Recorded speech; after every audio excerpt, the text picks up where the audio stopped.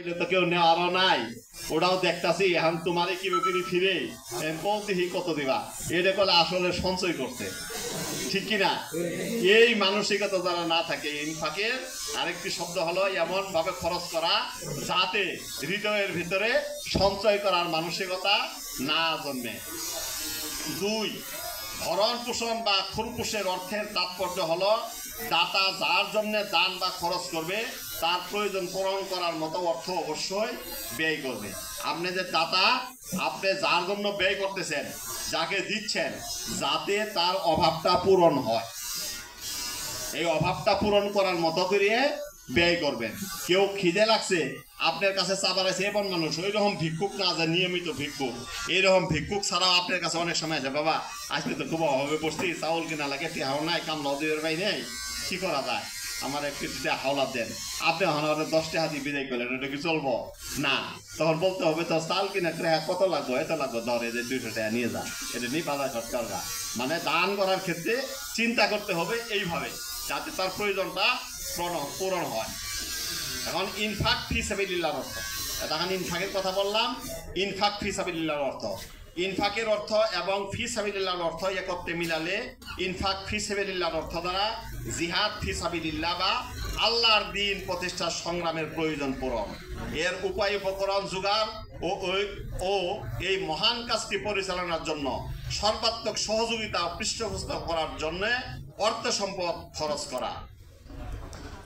এই জিহাদ ফি সাবিলিল্লাহ, ইনফাক ফি সাবিলিল্লাহ এবং জিহাদ ফি সাবিলিল্লাহ, বলা হয়েছে ইনফাক, ইনফাকের অর্থ এবং ফি সাবিলিল্লাহ, এই দুটের অর্থ যদি একত্রিত করা হয় তাহলে এখানে আসে জিহাদ ফি সাবিলিল্লাহ।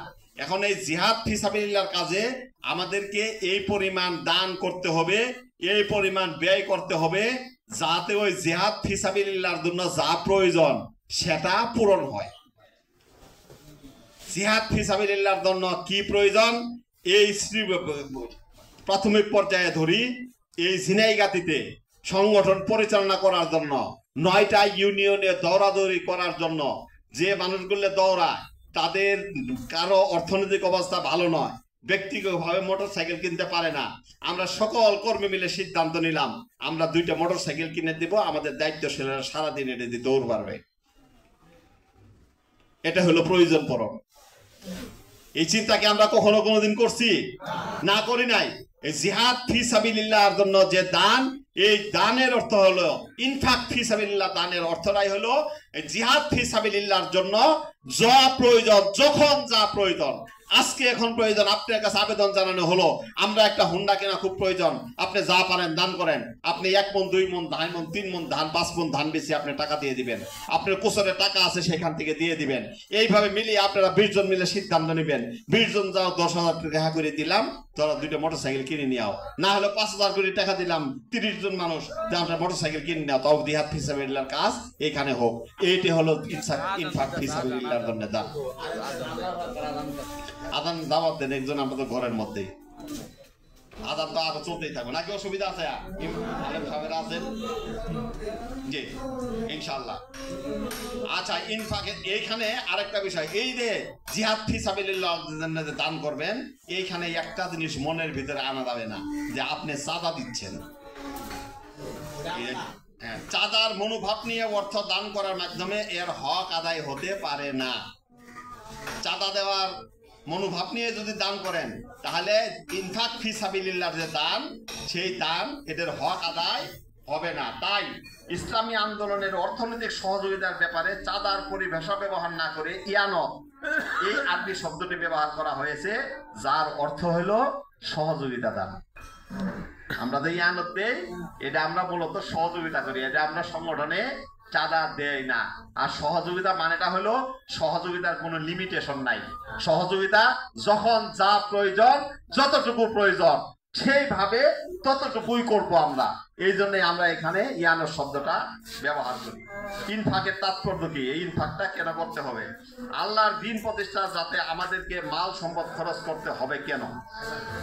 আল্লাহর দ্বীন প্রতিষ্ঠার ক্ষেত্রে আমাদের কেন মাল, এই দিকে আছেন, ব্যবহার করতে হবে, এটার প্রশ্ন আছে না? আল্লাহর দিন কায়েম করবো, আল্লাহ সাতজন টেহা পাঠাই দিব, আমরা সমানে ব্যয় করবো আর দিন বিজয় করবো, এটা আমার পরিশ্রমের টেহা দেওয়া লাগবে। এর কারণটা কি? এর কারণটা হলো কি, আল্লাহ তাআলা তার দিন প্রতিষ্ঠার জন্য তার পথে জিহাদের আহ্বান দিয়েছেন। তার মধ্যে উপরিউক্ত প্রশ্নটির উদ্ভব রয়েছে, উত্তর রয়েছে। আল্লাহ তাআলার ঘোষণা, তোমরা জিহাদ করো আল্লাহর পথে মাল দিয়ে এবং জান দিয়ে। আল্লাহ যেখানে জিহাদের কথা বলেছেন সেখানে জান এবং মালের কথা বলেছেন। অর্থাৎ দিন প্রতিষ্ঠার এই জিহাদে বা সংগ্রামে মালের কোরবানি এবং জানের কোরবানির প্রয়োজন আছে। এই দুটো জিনিসের কোরবানি দেওয়ার মতো একদল মর্দে মুমিন, মর্দে মুজাহিদ তৈরি হলে আল্লাহর দিন কায়েমের সংগ্রামে বিজয়ী হবে।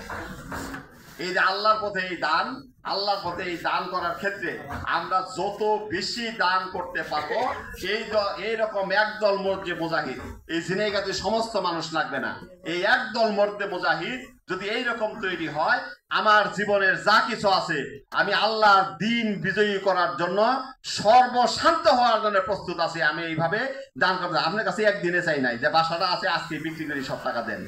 যখন তা প্রয়োজন আপনার কাছে যখন চাওয়া হবে, সাধ্য অনুসারে এক বেলা খাওয়া বাদ দিয়ে, একদিন বাজার করা বাদ দিয়ে, গুস্ত কেনা বাদ দিয়ে, শুটকি কিনে ওই গুস্তের টাকাটা সংগঠনে দান করার মাধ্যমে এইভাবে আপনি প্রতিনিয়ত সহযোগিতা করে যাবেন। এই রকম একদল মর্দে মুজাহিদ যখনই কোন সমাজে প্রতিষ্ঠিত হবে, তখনই সেই এলাকায় ইসলামী আন্দোলন বিজয়ী হবে। এখন আসুন আপনারা আমরা চিন্তা করি, আমরা এই শ্রীবর্দিতে বা ঝিনাইগাতিতে আমরা আমাদের দিনকে বিজয়ী করার জন্য সেই মর্দে মুজাহিদ হব, নাকি বিলাই বাচ্চার মতো চুপ করে বসে থাকবো? ইনশাআল্লাহ মর্দে মুজাহিদ হবো সকলে, ইনশাআল্লাহ। আল্লাহ কবুল করুন। যেমন বিজয়ী হয়েছিলেন রাসূল পাক সাল্লাল্লাহু আলাইহি সাল্লামের নেতৃত্বে সাহাবায়ে কেরামেরা, মালের কুরবানি ও জানের কুরবানির বিনিময়ে আল্লাহর দিন কায়েমের এই মহান সংগ্রাম দাবি করে যে এই সংগ্রামে অংশগ্রহণকারী সৈনিকদের কাছে তাদের নিজের জান ও মালের তুলনায় তথা ইহজাগতিক যাবতীয় স্বার্থ লোক লালসার তুলনায় আল্লাহর রহমত ও সন্তুষ্টি হতে হবে অধিকতর প্রিয়। এই দুনিয়ার সুখ শান্তি, ভোগ বিলাস, আরাম আয়েশ এগুলো চাইতে আমাকে গুরুত্ব দিতে হবে আল্লাহর দিনের বিজয়, জিহাদ ফি সাবিলিল্লাহর কাজ। এই কাজের গুরুত্ব যদি আমরা বেশি দিই, তাহলে এই জমিনে আল্লাহর দিন বিজয়ী হবে। শুধু যেই দিন ডাকলো সকলে মিলে এসে ঝিনাইগাতি বাজারে একটা স্লোগান দিয়ে শান্তি তৃপ্তি নিয়ে বাড়িতে চলে গেলাম, আজকে বিশাল বড় মিছিল হয়েছে, ইনশাআল্লাহ বিজয় সুনিশ্চিত না। ইসলাম সেইভাবে বিজয়ী হয় নাই। ইসলাম বিজয়ী হওয়ার জন্য যেমন প্রদর্শনের প্রয়োজন আছে, সেই সাথে সাথে ইসলামকে বিজয়ী করার জন্য যে সমস্ত উপায় উপকরণ দরকার, সেই সমস্ত উপায় উপকরণ, বাতিলের যে সমস্ত উপায় উপকরণ আছে, সেই বাতিলের উপায় উপকরণের মোকাবেলায় অগর 100 টাকা আছে, আমি যদি 10 টাকা নিয়ে মাঠে নামি, আল্লাহ আমাকেই বিজয়ী করবে, কিন্তু শূন্য হাতে নামলে বিজয়ী করবে না। ঠিক আছে? আল্লাহ আমারটা 10 গুণ বৃদ্ধি করে দিবেন, অগরটা 10 গুণ বৃদ্ধি করে দিবেন না। আমাদের যা আছে সমর্থনে আমাদের আগাইতে হবে। ইনফাক ফি সাবিলিল্লাহর ক্ষেত্রে রাসূল সাল্লাল্লাহু আলাইহি সাল্লামের ভূমিকা, রাসূল সাল্লাল্লাহু আলাইহি সাল্লামের ভূমিকাটা কেমন ছিল? রাসূল করিম সাল্লাল্লাহু আলাইহি সাল্লাম যুবক বয়সে সম্পদের মালিক হয়েছিলেন। কিভাবে বলেন তো? ব্যবসা করার মাধ্যমে। হযরত খাদিজা রাদিয়াল্লাহু তাআলা আনহা ব্যবসা পরিচালনা করার মাধ্যমে আলহামদুলিল্লাহ তিনি কি করেছিলেন? অর্থের এক মালিক হয়েছিলেন। তারপর খাদিজা রাদিয়াল্লাহু তাআলা আনহার সম্পদ, তিনি তার সাথে বিবাহ বন্ধনে আবদ্ধ হওয়ার পর খাদিজা রাদিয়াল্লাহু তাআলা আনহা তাকে সমস্ত সম্পদ দিয়েছিলেন ইসলামী আন্দোলনের ব্যয় করার জন্য।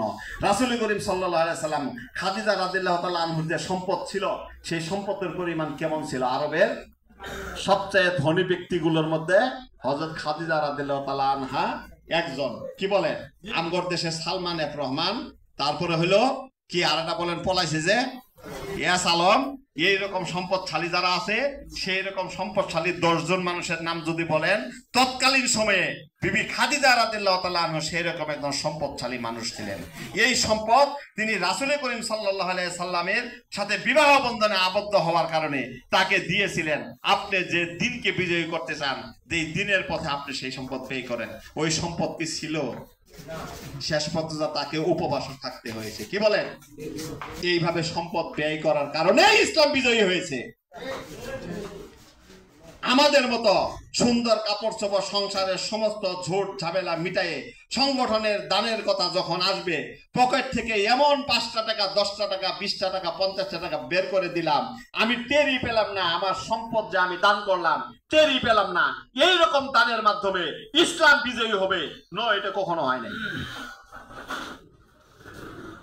সুতরাং বিজয় অর্জন করতে হলে আমাকে রাসূল করিম সাল্লাল্লাহু আলাইহি সাল্লামের এই নীতি অবলম্বন করতে হবে।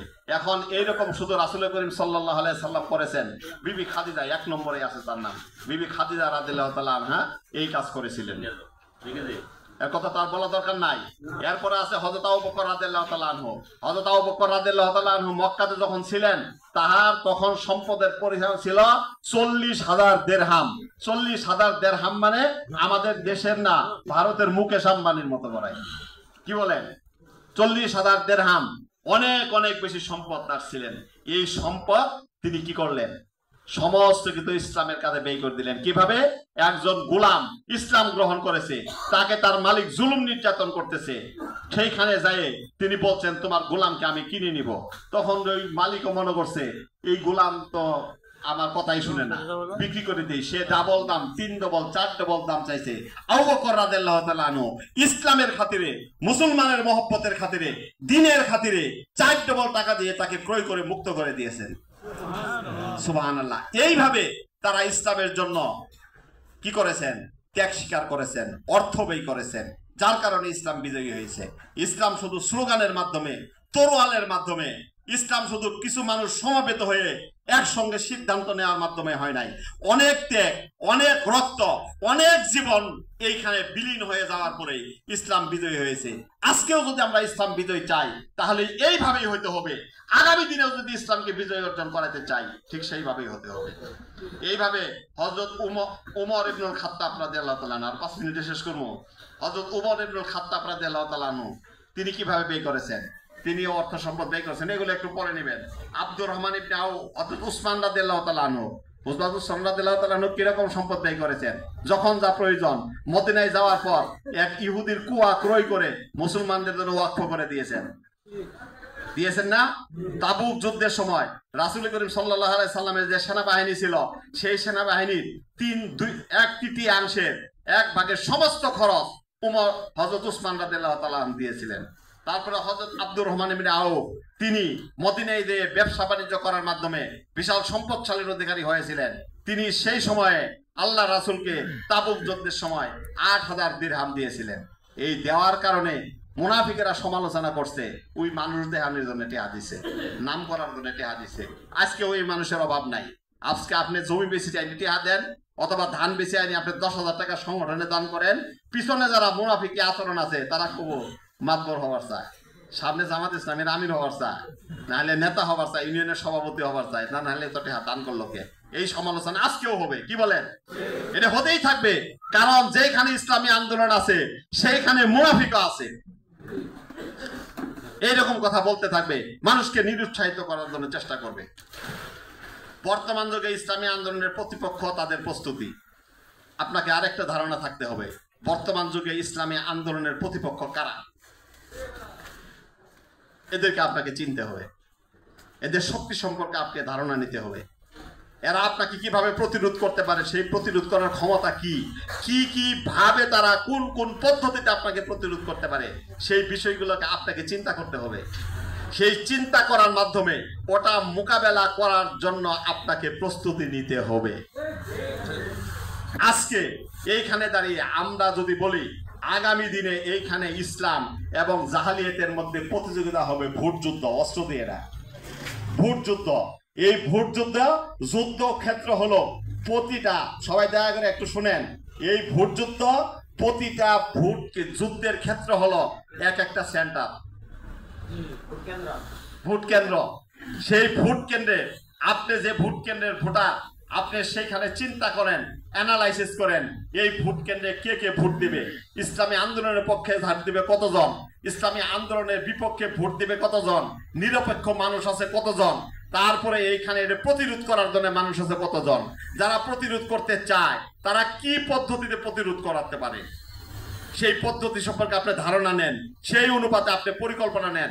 আপনার পরিবারকে নিয়ে বসেন, আপনি যারা যে কজন কর্মী আছে কর্মী নিয়ে বসেন, যে কজন মানুষ ইসলামের পক্ষে সমর্থন করতে চায় তাদেরকে নিয়ে বসেন, তাদেরকে নিয়ে বসে তাদের শক্তি সম্পর্কে আপনারা অ্যানালাইসিস করেন, করে সাথে সেই অনুপাতে আপনি প্রস্তুতি নিয়ে সিদ্ধান্ত নেন, আপনি সেইভাবে কেন্দ্রে দাঁড়াবেন।